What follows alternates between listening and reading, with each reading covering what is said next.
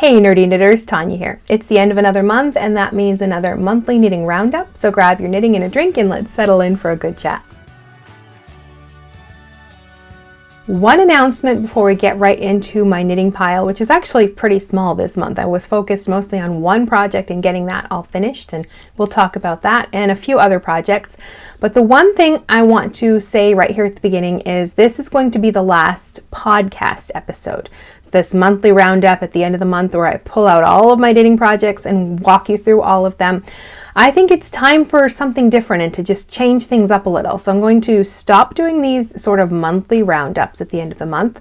And instead, I'm going to focus on one project each month. So at the end of the month, I'll be looking at whatever I'm currently working on, and I will try to walk you through the process or something I've finished, and I'll make it more maybe vlog style where I record little bits along the way and then I kind of stitch it all together so you can see the progress on one project instead of like seeing everything all at once and then a little bit of progress I make each month. I just feel like it's time for something different, so we're going to try this new format instead. And so this will be the last podcast episode. I was going to try to make it to the end of the year at least, but honestly, I'm just not in love with this format anymore. Dragging everything out and showing you what progress I've made for the month, and I don't know. It's time for a change, and I'm getting bored. And if I'm getting bored with it, then I'm guessing you might be too. So we're going to attempt that. Other videos will still remain the same. I am going to be changing. We've got one more Knit and Chat live stream coming up, and then the Knit and Chat episode is also going to be going back to being pre-recorded instead of doing it live. We will continue with our Knitting 411, and I might actually move that to twice a month starting in January. We shall see, where I will still have weekly, semi-weekly, or every 2 weeks videos, and then pop in a live stream where I just come on and answer knitting questions, because I don't know, I get a lot of feedback about that. People always have a lot of knitting questions, and I want to be here to help you answer your questions, and I think that's a good format for that, is to do that live. So, but the Knit and Chat that we have every month, that is going to go back also to just being pre-recorded after our next one. We've got one more to go. So that's the changes for now. I just feel like it's time for a refresh and like just to update things and do something a little bit different. So we'll be going back to a couple more pre-scheduled videos. I'll probably be hopefully back to like a full video every week in January. We'll see about that. Doing that plus a live stream every week is a little bit much, but we'll see. But the big change here with this episode that comes at the end of every month, a monthly roundup, is this one is going to be going away. Like this one, this is going to be the last one. So I won't be showing you all of my projects like this anymore. Now, a couple of things within this episode, namely the book. I love to show knitting books, and you know, when they're published, newly published books, and just show them off and give you a chance to get a peek at what they might look like so you can decide if it's something you want to add to your home library. I want to keep doing that because I love me a good knitting book. So I'm going to be moving that to the live stream. So depending on which live stream if I start doing two, we'll have to see how that's going to work. But in one live stream every month, I'll be showing off a knitting book. And if there are certain books you want to see that you can see on the shelf behind me, then I can add that to my schedule. But so that part of the podcast will be moving to the live stream. And the giveaway will also be moving. I'm going to change the format of that as well. Because right now it's like, leave a comment down below, that kind of thing. But sometimes it's hard to get in touch with a winner. I use a random comment generator. It picks a winner. I tag that person, and then I have to wait for them to get back to me. And sometimes they never get back to me. So they never claim their prize. So I think instead of doing that way, I'm going to actually use like a giveaway sort of widget. I'm going to put it on my website, and then every month we'll have a giveaway. I'll mention it here in videos or on like the community. I'll post about it, so you can go over there and enter through the widget on there, and then I can email the winner directly. And I figure that way I'll be able to actually get in touch with them so they can get back to me and we can get their prize sorted out. So we'll still be doing a giveaway every month. It just won't be hosted within a video like this. I'll just be announcing it probably during the live stream on the community tab, so you can still have a chance to enter, and it'll probably run for like maybe 3 weeks or so, and then I'm going to be doing one a month like we have been. but it's just going to be switching locations because the podcast for the month won't be here anymore after this month. So that will be changing positions. So the book, the giveaway, I probably will still show off like my YARNABLE subscription on the live stream. It's just like seeing what I'm currently working on. That's going to change. Instead of that, we're just going to like maybe do a deep dive on one particular project. Like I've got a lot of different things going on. I'm self-drafting a drop shoulder sweater, so I can like sort of like give you a behind the scenes look of how that works. Or I have design projects that are currently, coming up. I've got like, I'm looking at my yarn. It's kind of piled up right here in front of me on the side of my desk for like different projects that are coming up. So I could sort of like record bits of that and walk you through all of those processes. And that will be like the new video at the end of the month where we'll focus on just one project instead of a whole pile. And I'm thinking about like just recording a quick, here's what I'm working on this week, just like really like a short kind of video, but we'll see about that. I don't want to keep adding more to my plate, but that is the announcement. This is the last episode like this, but please, I hope you're not disappointed about that. I just want to do something new and different and fresh. Sometimes it's just time for a change. It's time to move on to something new. And I feel like it's time for that. And I might come back to these in the future. Who knows? Maybe in another year, I'll be ready to come back and do podcast episodes like this. But for now, it's time to move on. So speaking of that, we do have a monthly sponsor. Our Knit Picks is our sponsor this month. I use Knit Picks so much. Like you'll see with all of my projects, there's a lot of Knit Picks yarn that gets used in this house. There's some on my shelf back there. I use Knit Picks a lot. So they are sponsoring this month's video. So stick around because our giveaway is from them at the end. Before we get to what was on my needles and all finished and all of that, we have our monthly recap. And I can tell you right now, I had so much that I planned to finish and I did not. I don't know what I was doing, but I wasn't doing as much knitting as I usually do. Now I keep like a little post-it of my list of things that, okay, I want to finish this and finish this. And I had 4 things that I wanted to finish. Not one of them is finished and 2 of them I haven't even touched in a month. So I'm not even going to bother to show them to you because the progress that I made last month, they're exactly in the same spot. Haven't done anything with them. They're still there. And then, some other things I wanted to like cast on and things like that. Did not get to those. I did get one project finished, like the yarn arrived and then I whipped that thing out. Like that's what I've been working on for the past 2 weeks because it's due and I need to get it in the mail, but it is still here so I can show it to you. So let's watch that video and I can already tell you now that the things that I knew I wanted to finish in this monthly recap just didn't get done. All right, so this is the end of August, recording this for what I'm planning to knit in September. So first of all is my Gullane Tank.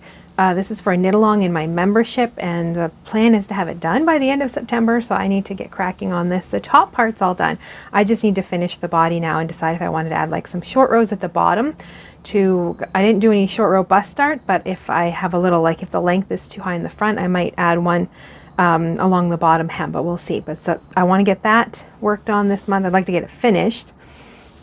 And then 2 pairs of gloves, these cabled gloves for my daughter. Not really, as long as I have them done by Christmas, that's all I care about. I do sort of have them on my mental list as I'd like to finish them, but I still have like the whole cable to do and then the glove itself. So we'll see how far we get into that, but it'd be nice to finish, but I don't think I will. And then the other pair of gloves are just using up some scrap yarn. I'm just trying to use up all the yarn. I don't know if I'm going to have quite enough. It's just a small pair of fingerless mitts, but I do have some black I can pair with it if I want to add some stripes. I just finished, I think I want to start the gusset now to keep them just sort of fairly short, just to use up this yarn basically. Hopefully I should have those done by the end of the month, I think. And then in here I have a market bag that I'm working on, using up all that hamster yarn I have. And it's kind of flying right off. Like I have to do, I don't remember how many repeats of the lace, but it's pretty quick and easy. It's 4 rows and it's this big open work pattern. So it's gonna like use up all that yarn, hopefully. So hopefully get that done as well within the next month. Then also I've got my crochet blanket. There's some of the squares. This one is just plug along as I feel like it. I'm not really making any intentional plans to finish at a certain point. Maybe by Christmas have this one done too. I also have, I'm still waiting on the yarn, but I have a top short sleeve sweater that I have to knit for the next issue of Cast On. I'm waiting on the yarn for that at this point, but when that gets in, I've got to get cracking on that. And then 2 other projects that have kind of been just sort of on hold all summer. They've just been sitting in their bags. I haven't done anything with them. I think it's time to get them back out. The first one is so far just a swatch. It's La Manche by Jennifer Beal. It's like a tunic length open front cardigan with some color work down the sleeves and then textured pattern. So I want to get that back on the needles. At this point I've only swatched and tried to figure out how to adjust like the arm length, because you work like one long panel of color work first. So I've got to get that sorted out. And then I had also started this, but I think I'm going to restart because I had to use my needles for something else. So I pulled them right out. I just barely started this. This is the Funchal Mobius Cowl by Kate Davies. So I'm going to get that back on the needles as well, hopefully this month. So that's the plan for the upcoming month. So now that you've seen the monthly recap, and I've warned you that none of that stuff is finished, we can move on to what's finished. I have one finished object. Well, I say finished, but I still have some tails to weave in here. Oh, you're not unraveling, are you? Good. No. So this is a new design for Cast On magazine, the next issue. I need to get this in the mail. I'm still working out the pattern right now. The yarn was a bit late, so I was rushing to get this done, and it's still actually a little bit damp. But it's an intarsia. It's knit from the bottom up. Let's see if I can show you all of it right here. There's the bottom hem. It's a folded hem knit in 2 pieces, front and back separate. The sleeves are kind of integrated, like I did some increasing here and then casting on to sort of do like a drop shoulder sleeve. And there is this sort of ribbon on the front. And that is continued on the back as well. And it goes right down to the hem on the back. So that is done with intarsia. So 3 ribbons on this side and then 1 more on the sleeve, because I like asymmetry like that in a design. So 1 that is going right around the sleeve on that side. And then the neckline is, I just worked on it this morning. I'm not in love with it. All I did was pick up stitches, do a bit of stockinette, and then bind off in the contrast color, which I like, but it has a bit of a tendency to curl, which I don't like. So I'm still contemplating that. I've really got to get this in the mail by the end of the week, but I'm still thinking about this neckline, and I've got to get my gauge measurements and stuff. But this is finished, and otherwise I really like it. It's a cute little top. It's made for like a smaller mannequin, so it does not fit me, but I definitely want to knit one, probably in like maybe hot pink, I don't know, with hot pink stripes and like a neutral color for the background, maybe a pale pink. But this is all done, and I forgot about how annoying. I was going to say annoying that intarsia, all the little balls of yarn can be, but it wasn't too bad this time. But you do have a lot. By the time you're doing the sleeves, you've got like a little ball of yarn here, this purple, and then like a whole skein for the body, and then 1, 2, 3, 4, 5, 6 more like balls of yarn over on this side. So it was lots of little balls of yarn.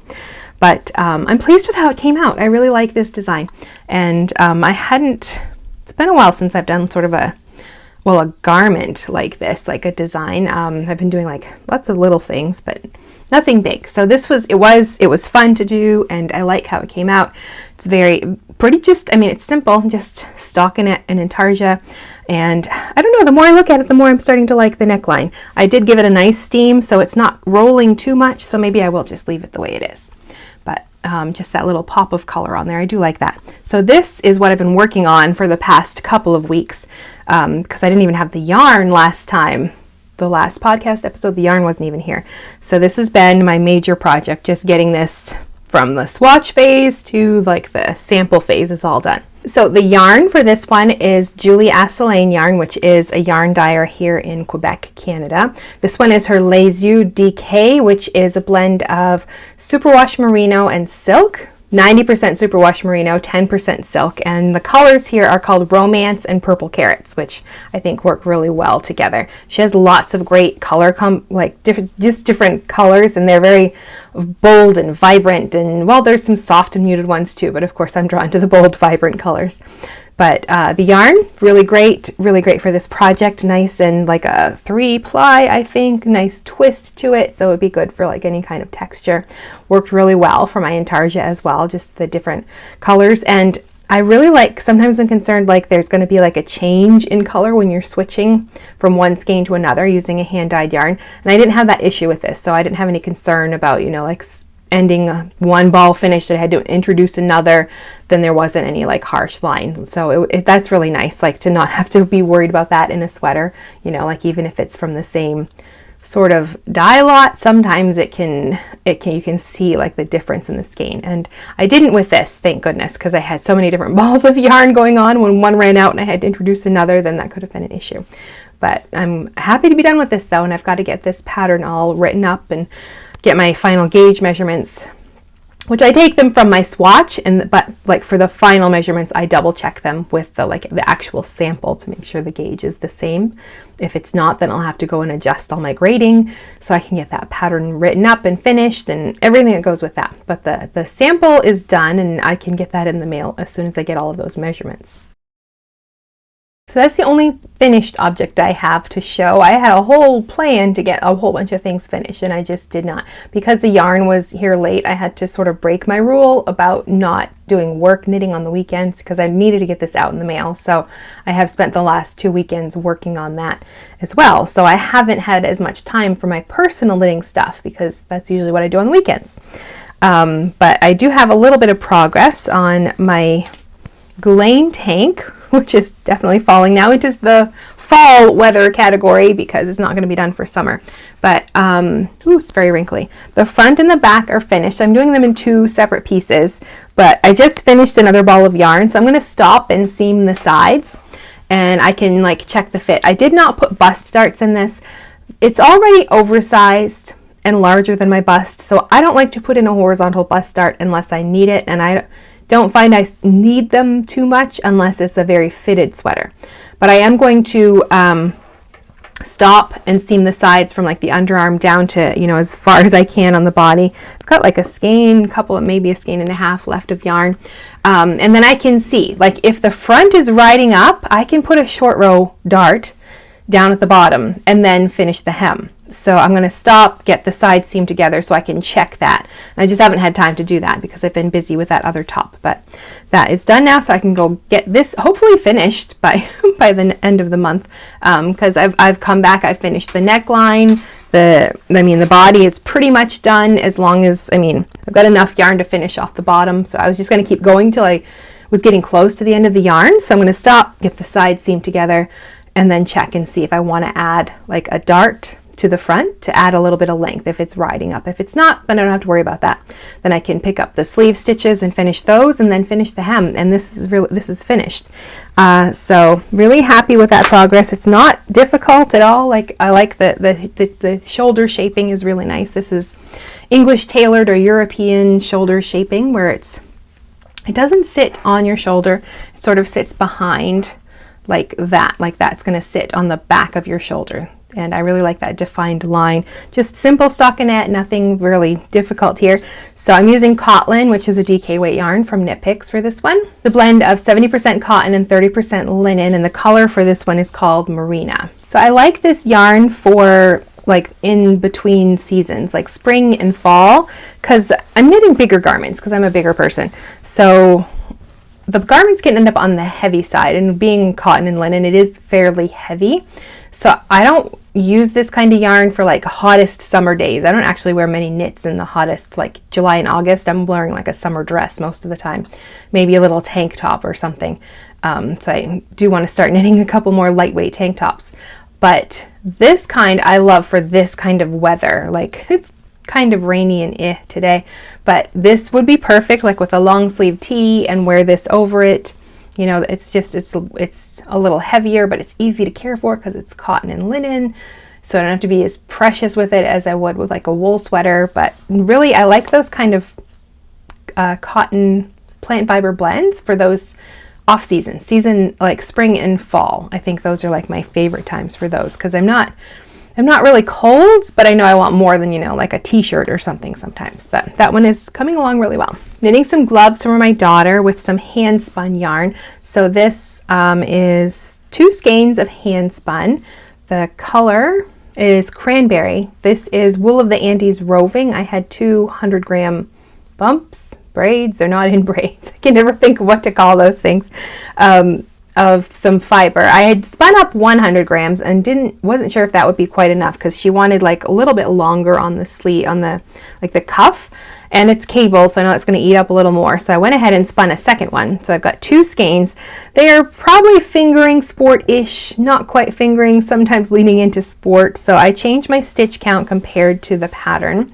So I have fewer stitches, but I'm second guessing that now, because now with the cables really pull it in a lot. But, well, no, my daughter's hand's about my size, and this fits me fine.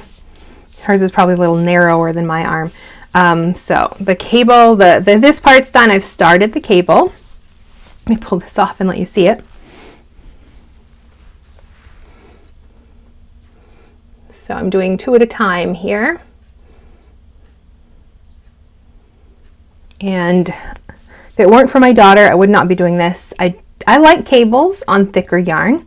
I don't like cables with fingering weight yarn on tiny needles, because if you lose a stitch, oh my word, you have to stop and look for it and pick it back up. And I find with the fingering weight yarn, I can't do like a cable without a cable needle. I have to use a cable needle because it's too easy to lose these little tiny stitches. And it is nice woolly wool, so that it's sticky, but even with that, like the yarn is too fine to not use a cable needle. So that's the only thing. So if it wasn't for my daughter wanting these, I would not be doing these, because I don't love cables on small needles, that's for sure. But other than that, the pattern is moving right along. I mean, I made an adjustment and the stitch count is a little different, and so that's going to affect like the glove part, but for now I'm not thinking about that. I'm just going to get through the cable, and then I've got to think about like the thumb gusset and set up for that and all. But at that point I might even just like use my own numbers. I've got like Ann Budd's handy book of patterns. There's a glove in there, so I could like see if my stitch count is closer to that, and then I'll have all the numbers. Otherwise I'll have to sort of figure it out for myself, which I could do, I suppose, but I'm a little bit lazy. But these, I have done a bit of work on these when I have been in the mood, but I know I've got to get them done. I would like to have them done as a Christmas gift, so well, I've got a little more time, but I should get them finished so I can get them set aside for her. And I'm working on a self-drafted sweater, and this one is going to serve a lot of different purposes. Trying to get myself untangled here. This is the only progress I have so far. So it's going to be done in pieces. It's drop shoulder sweater, knit from the bottom up, modified drop, so binding off some stitches at the underarm. I think that's it. Like, it's nothing, pretty simple. But I'm using this, so the front is cast on. It's going to be a folded hem. So I've done like the hem bit, and I like to just whip stitch it in place after. So I will just fold that under and whip stitch it later on, after probably I've done the side seams and everything like that. But yes, let me try to explain. Go back. So I'm doing this process of self-drafting a sweater because this is kind of what you do even as a designer. Like if you're going to sell a pattern, you have to start with a sample, whether the sample is going to be for a mannequin or yourself or whoever. So I'm starting with a sample for me, but then I was thinking, I've had people ask, how does the whole process work? So I have like a coaching program where I'm walking people through. This is how you self-draft a sweater. So that doesn't mean you're going to like sell the pattern as design or anything. You just want to knit yourself a sweater without using a pattern. So I'm also using it for that class, which is going to start, I'm recording Tuesday. It's going to start tonight. Our first class is tonight. We've got like a bunch of sessions over the next, through the end of November, I think, where we'll just walk through the whole process from like swatch, which I've got over here too, because I needed my swatch to do all this. Measurements and making your own schematic, and I have like a schematic where I've converted all my measurements to stitch and row counts, and then I've got to figure out my shaping rates, but that's it. That's all you have to do. So I'm working on this with that class, plus this will also be a tutorial probably in February or March. I have it on my calendar. I haven't looked, so I don't remember. But for like a beginner sweater pattern with a video tutorial on how to knit a drop shoulder sweater, do the seaming, setting in your sleeve into the sleeve area, all of that whole process. So it's dual purpose. I'm knitting a sample for me so I can have it for this class, but also my end goal is to have a video tutorial on how to knit a sweater like it's going to be the full pattern graded and all of that. So I'm knitting my sample now, and then when I record the tutorial, I'll be knitting another sample for the mannequin that I can walk through the process. And I'm still trying to work out the details. I've done a circular yoke sweater, and I had like different sleeve lengths, different body lengths, different edgings, different necklines. So I think I want to do the same, so you can like mix and match and add some, you know, like, do you want a twisted rib? Do you want a regular 1x1 rib? Do you want a rolled stockinette? Do you want a folded hem? Do you want a V-neck? Do you want a crew neck? So I'm trying to work through those thoughts as well. I don't want to make the pattern so massive that it's hard to navigate, but I like to have options, and I like to give even beginners who are knitting their first sweater, give them some options so they can customize and be a little adventurous. So I just cast this on last night, started my folded hem and started the body. So my sample is going to be like a cropped sweater. This is a fuzzy, I'll talk about the yarn in a second, but it's fuzzy and warm, and I don't want a big fuzzy warm because I just get too warm if it's too much sweater. So I've got dresses, I wear them in the summer, and then I pair them with leggings and sweaters in the winter too. So I can get away with like the length a little bit by cropping it, because I prefer a cropped sweater with my dresses.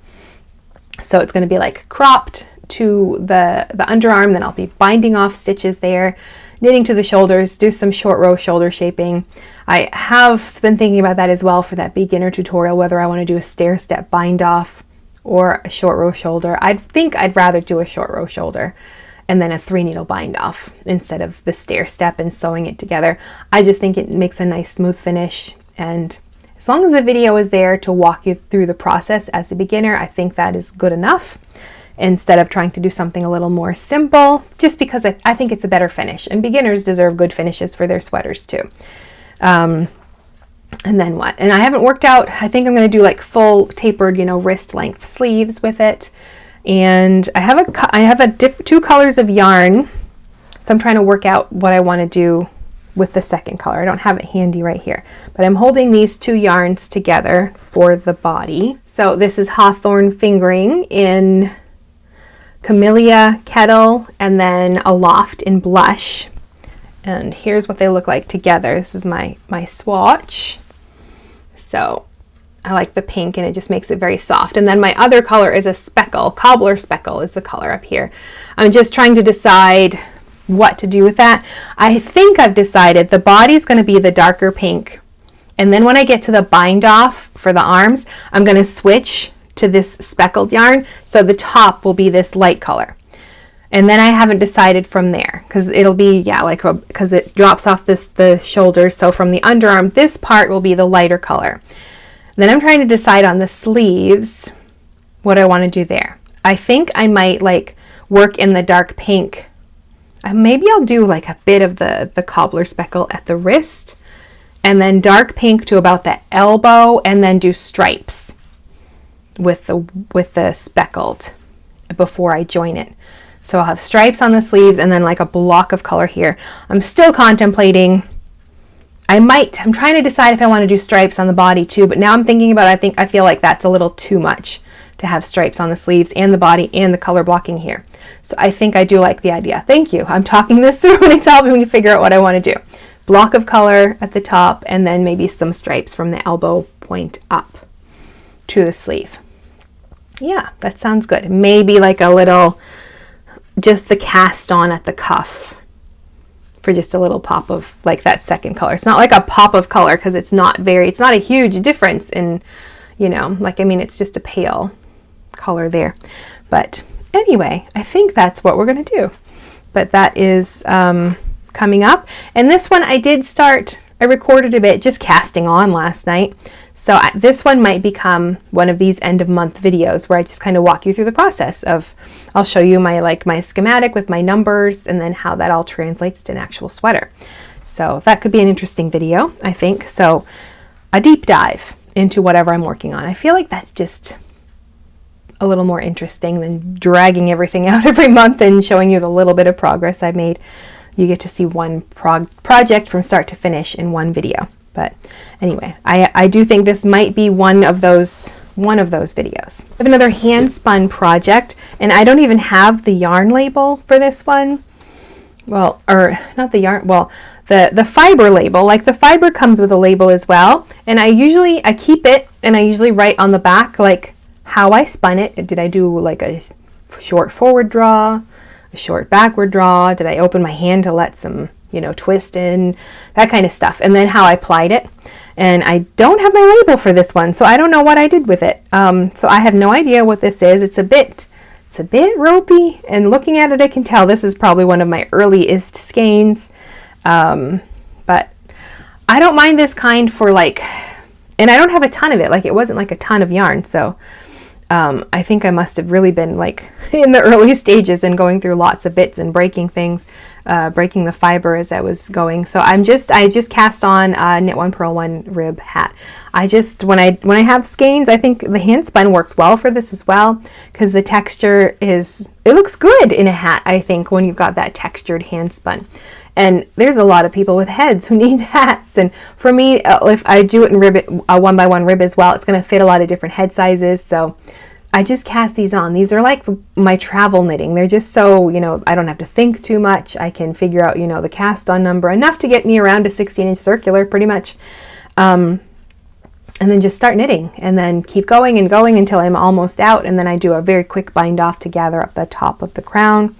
So it's like, it's travel knitting. I don't even want to call it potato chip knitting, because I feel like you want to keep knitting it. This one I don't necessarily want to. It's just I'm out and I need something to do. And this one, it doesn't take too much or any brain power, because it's just knit one purl one rip. So here's how it is looking. So you can see like the texture of the hand spun in there. I cannot recall what this is. I don't think it's a Malabrigo. It's not that soft. So no idea what it is. Some kind of wool, most likely. I just don't know. I don't remember what, but I like the colors, but you can see like there's the ropey bits and like unspun bits, and yeah, this is not a great spin. But I don't mind that in like a hat. I think it just kind of adds to it. I only actually have one other project to talk about, and it's only in swatch form. So all my other projects I haven't touched for the past month. I've got like a crochet blanket, some fingerless mitts, a market bag. I haven't looked at them in a month, so they're still in their bag in that basket back there. Haven't touched them, but I am working on a new design, an assigned pooling. Yes, where like you have one color for the background, and then when you get to that second color, you do a little stitch pattern. So I am just working this out. It's going to be for a knit along coming up next spring, but I'm working on the design now, trying to decide. It's going to be for like two sizes. There'll be a shawl. It's going to be knit sideways in garter stitch. I'm trying to keep it simple. So sideways with like maybe a couple slip stitches at the edges, sideways crescent. So you're like increasing along one edge to the center, doing a bit plain in the middle, and then decreasing down to the other edge. So you get like the crescent shape. So it's going to be, there'll be like a shawl size and then like a scarflette size. So the shawl size will be like 2 skeins of yarn, and then the scarflette size will be a skein of yarn. So I'm just working out stitch patterns at the moment, because when you're starting at the beginning, there aren't really enough stitches. One of the stitches I have, you have to like go 6 rows down. I think it's 6 rows. That sounds right. And then pull up some yarn to make like this little leaf motif. And of course, if you just cast on, you don't have 6 rows of knitting. So I'm trying to combine it with another one, and I've got like a daisy stitch here, but I think I've decided on, and you also can't work that stitch like on wrong side rows. Well, you could, but then it's not really reversible. So I was thinking on the wrong side rows, we just wrap the yarn around the needles twice and then drop the extra wrap, so you get sort of these elongated stitches. So anyway, I'll show you the swatch. This is what I'm still working it out. I'm trying to decide if that's what I like. And I think I want to go on a bigger needle because I want more drape and stretch. But we've got this fun little stitch here, but then it's hard to work on the wrong side rows and have it on the right, like the flower on the right side rows. So I think on the wrong side rows, we'll just do a little drop stitch thing just for a little different texture. I'm still thinking about it. And then there's the instance where it sort of runs into each other, and how do you do that? So I've got a drop stitch section there. but with the flowers coming right out of it. So my other thought was just to do like a daisy stitch. So that's this one here, which is also not reversible, but you can, like, it doesn't look good on the other side. Neither does this one for that matter, but you can work it from either side. So I don't know, I might do that one instead. And again, I think I want it on larger needles to give it more drape and openness. But I want the garter stitch because it's simple. I'm concerned if I did stockinette stitch that the sides would curl too much. Those are the thought processes. When you're knitting sideways like this, the stockinette on those sides tends to curl, and I don't want that. So I'm just trying to think through all these decisions, and I haven't really made up my mind yet, but I do have a couple stitch patterns. I know I want to do garter stitch to keep it simple. I have thought linen stitch, but then I feel like it's not, I want it simple. I want it easy. I want it to be potato chip knitting where you're just knitting along and ooh, you want to get to that next color so you can do your fun stitch. So I'm still working out those details. And the edge stitch is what I want to do there. I've tried a few different things and kind of, yeah, the edges are a mess on this because I was testing different things, none of which I really liked in the end. So I just settled on 2 stitches like slipped at the edge because I think that's just a nice neat finish. But yeah, I haven't decided yet. I want to decide this week though, so I can get this cast on. I've already got my yarn here for that. I don't want to show it yet because it is for a knit along that's coming up. So we're going to wait on that. But yes, so I'm still thinking through the process for this. This could be another one of those monthly videos because yeah, talking through this issue, like what stitch pattern do I want to use? What background stitch? What fun stitch? You know, all of those kind of things. But anyway, that's everything that's currently on my needles at the moment that I have been working on. I do have a lot of other projects in that basket right behind me that I haven't touched. I've got a cardigan I want to cast on, but I've already swatched for it last winter, early spring, and haven't touched it because I have to figure out, because it starts with a steeked stranded knitting that goes from, I think it's both arms, like goes from the top of the shoulder, kind of like a saddle shoulder sweater, but with stranded knitting from like the top down to the wrist. So it's done, I think all in one piece, and then you cut it into 2 separate pieces. So you're doing both sleeves at once. But my arms, I generally take off a couple inches for the sleeves because my arms are short compared to the length of my torso. So I was stumped right there because that's like the first part is that part, and then you pick up stitches for the sleeves and the body and do the rest from that. So I have to modify right away, and I hadn't gotten around to that. So that's like been sitting there, but I want to get that back on my needles. Maybe when I get my Gullane Tank done and the drop shoulders got more progress, I will get to that. And again, that's another one I think would be a good like sit down and record the whole process, like how I'm going to modify this sweater. It's not my pattern. It's a La Manche by Jennifer Beal.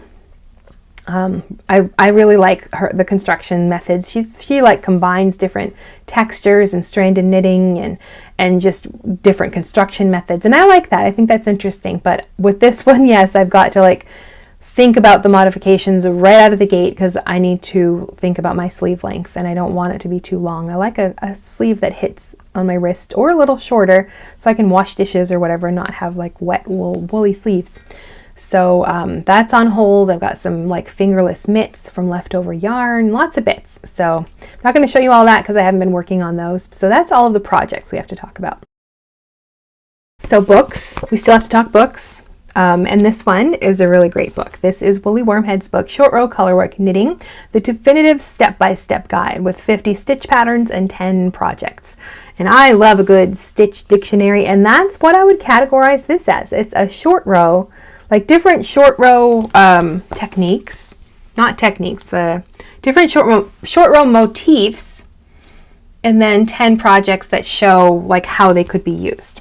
So really, really cool book. If you have ever knit any of her hats with the different short row things going on, then you'll know exactly what you're getting into because that's what is in this book. But she explains it all. And honestly, my brain hasn't quite absorbed how it all works. I need to like read the first section again, but she goes into great detail on how all of that works. So let's go to the overhead. We'll take a quick peek. I can't show you a ton because of course it's a book. We don't copyright issues and all of that, but we'll take a little look so you can see if this is something you want to check out. So here we go. Here's the book. This is not my copy. I got it from my library. I've been waiting for ages for it and it's finally here. Very excited to look at it in person though before I decide to buy it. So here's our table of contents. Now this section at the beginning is the most important part to understand the concepts. Like you probably could just skip it and follow the motifs, just the instructions, and know what you're doing, but you're going to want to read this section because there's a lot of information in here. There's the tutorials like the cast on, and the background stitch is always garter stitch, so she talks about grafting garter stitch, doing German short rows in garter stitch, and all of that kind of thing, even working backwards. But she's got her version of charts for this, which she calls maps, and then balancing the fabric is super important, like just to understand what's happening, why you have different sections of short rows to get a balanced squared fabric instead of like one that has a weird shape. Like very important. My brain is still trying to figure it all out, so I need to go back and read it again, but very important section to read right there. And then the next section is the majority of the book, all of the different motifs, which she split into 3 different categories. So you can mix and match. You can design your own project using the motifs, and then that's what's in the bottom, or the last section is 10 projects or patterns and then she even tells you in the pattern which motifs from the book were used for the pattern. So this one had a couple different ones that were used to create this shawl. So lots of shawls and scarves and some fingerless gloves and things like that that demonstrate how to take some of these motifs and turn them into like a finished project. But just a well done book. The colors are nice. Everything is like big color photographs. This section's super important. Like she really explains what's going on when you're creating the different short row sections to get a squared off motif, because if you don't square it off, you end up with these weird bulges.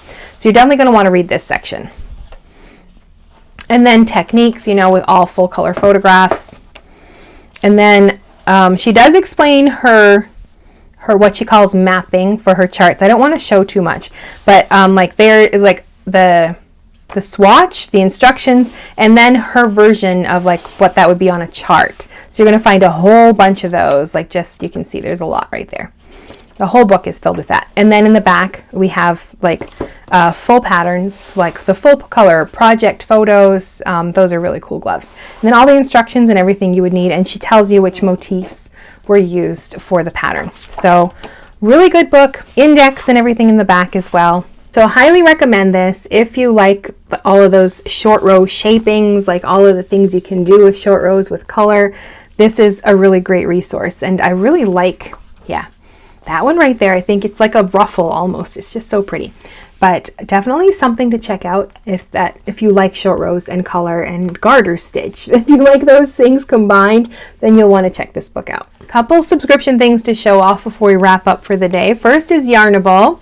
And I love the little trinkets and things, the way that she combines things. It has a monthly theme. So this monthly theme, the yarn name is Shroom with a View. So everything is mushroom related. So dryer ball, first of all. And I love dryer balls. I have about 6 of them in my dryer. I don't want to put this one in there though, because it's so cute. I don't know, I'm going to stick it on my shelf for now. I didn't think about, felting onto a dryer ball, and it's just so cute. So yeah, nice, good. I love a good dryer ball.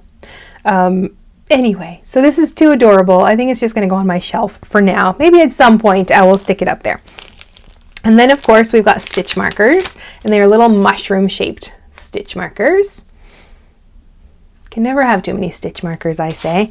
I just found some on the floor the other day, like underneath the coffee table. And then this one is a mini gouache painting kit. So my daughter's already claimed this. She's very happy to try this. Like there's a little scannable thing on the back to get like the lesson to go along with it. You just need a brush. There's all your paint and everything to do a little painting.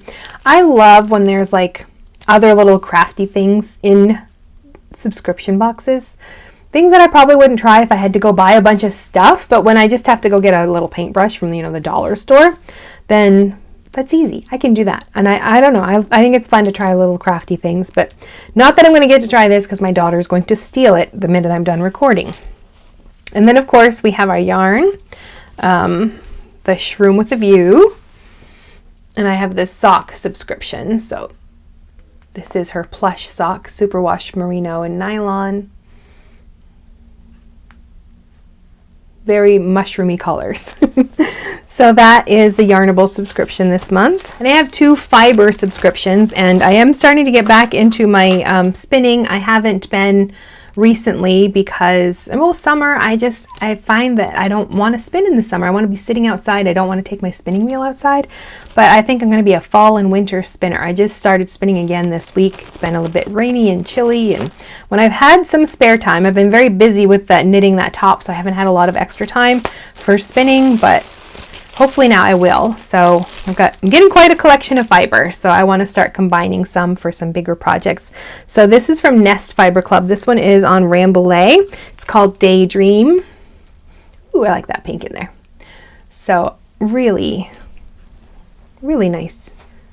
Not soft, but just plush feeling. Just really nice.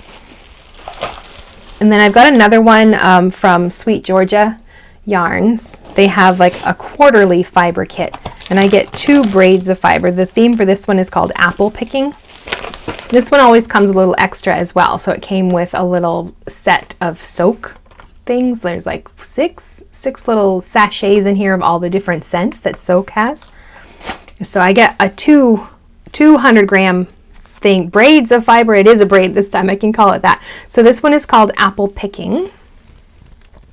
And those are the colors. So it is 75% untreated blueface Leicester wool, 15% mohair, and 10% silk. So I have no idea what I'm going to do with those, but I've gotten like 3 of these boxes, but I'm always, because the blends are just so nice, I'm nervous to try them, but I know I need to. And I like that it's a 2 skein, so I can do something larger than, you know, like a hat or mittens or something. I could do a shawl, or I can combine this with other skein or other braids and maybe even do a whole sweater. But brown is not my color. My daughter loves brown, so this is probably going to end up being something for her, maybe like some fun bandana cowl or something. That brings us to our giveaway, and this month our giveaway is brought to you by KnitPicks, who is offering a $50 gift card. So this one is open only to the US, Canada, UK, and Australia. You have to live in one of those 4 places or be able to mail your packages to those 4 places to enter the giveaway. So I'm going to put a screenshot, I think, of Stroll yarn. Stroll has so many fun colors, and I love it for shawls and sweaters and things. So just pick a color that you love from the Stroll collection and tell me what color that is, and just put that in the comments below, and I'll know that you want to enter the giveaway for this $50 gift card from KnitPicks. Now for the fine print, this giveaway is not sponsored by YouTube in any way. I'm hosting the giveaway. KnitPicks is providing the gift card, and we'll send it to the winner, I think electronically. You'll get it by email. And the only thing you have to do to enter is leave a comment down below telling me which color of Stroll just jumps out at you, and I'll know that you want to enter. And next Tuesday, September 30th, I will use a random comment generator to randomize the comments and choose one that answers that question. Then I will tag you, so you should get a notification if you have your notifications turned on, and I'll make a new post that's, you know, congratulating you on winning the prize and giving you the details on getting in touch with me. So my email address to get back to me within 48 hours so I can send your information along to KnitPicks. So if you want to enter the giveaway, then leave a comment down below telling me which color of Stroll you really like, and then that's it for this month. That's wrapping up our Nerdy Knitting podcast for 2025. We might be back in the future, but for now we're going to change things up. If you are new here and you want to see some past episodes, I'll put the playlist for this past year's episodes, and if you've been around for a while, I'll let YouTube recommend a video. So you can click right there, and I will see you in the next video.